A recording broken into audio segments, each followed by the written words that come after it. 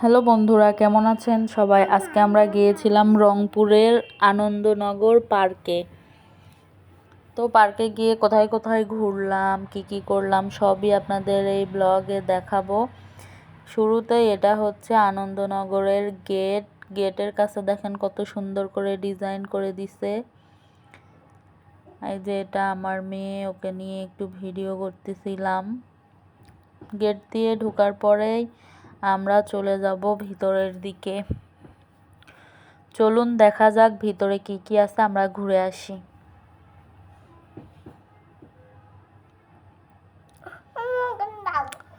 যাওয়ার পরে এরকম সুন্দর একটা ঝর্ণা দেখতে পাবেন। এখানে হচ্ছে বাচ্চারা খেলাধুলাও করতে পারবে, আবার সুন্দর করে পিকনিকে যাওয়ার জন্য কিন্তু এই জায়গাটা খুবই ভালো হবে। এখানে আমাদের এলাকার যত মানুষ আছে সবাই শীতের সময় যখন পিকনিকে আসে সবাই পিকনিক করে। এই যে সাইডে একটা স্টুডিও আছে, ওখানে কনসার্ট হয়।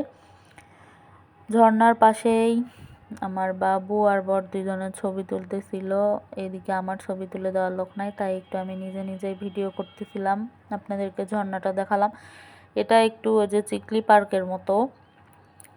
এদিকে আমরা ঘুরতেছিলাম পুরা পার্ক ঘুরে দেখানোর জন্য। সামনে দেখি একটা ঘোড়া, সেই ঘোড়াতে ছবি না তুললে কি হয়, ঘুরতে আসছি যেহেতু ঘোড়ার কাছে তো ছবি তুলতেই হবে, এই জন্য চলে গেলাম ঘোড়াটার কাছে। তারপর ঘোড়া দেখে আমার মেয়ে ভয়ে কান্না করে দিছে, তাই ওকে থামানোর জন্য এই পাশে যে বেবিদের খেলার জায়গা আছে ওখানে ওকে নিয়ে আসলাম। ছোট মানুষ, ও খেলতে পারতেছিল না, এই জন্য ওর বাবা ধরেছিল। এই যে বড় বাচ্চাদের খেলা দেখে এখন আমার মেয়ে ওখানে যাবে। মানা করি নাই, ওখানে আরো অনেক বাচ্চা আছে, তো ভয় পেয়ে লাভ নাই। এই দেখেন ওই ছোট ভয় পাচ্ছিল ওঠার জন্য। ঠিক আছে, ও ভয় পাচ্ছিল জন্য ওর বাবা ওকে তুলে দিল। আপনারা ছোট বাচ্চা নিয়ে গেলে সঙ্গে কাউকে নিয়ে যাবেন, পড়েও যাইতে পারে, এই জন্য সাবধানতা অবলম্বন করে তারপরে বাচ্চাদেরকে খেলনায় উঠাবেন। তখন আমার মেয়ের বয়স ছিল 2 বছর, এই জন্য ভয় পাচ্ছিল একা একা উঠতে।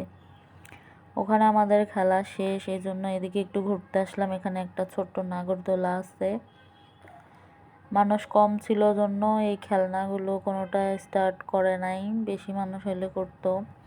এই পাশে আছে ভূতের ঘর, তারপর আছে একটা অনেক বড় পুকুর দিয়ে হাঁটার যে রাস্তাটা ওটা অনেক সুন্দর। আপনারা কোনো খেলনায় না উঠতে চাইলে এখানে বসে সময় কাটাতে পারেন।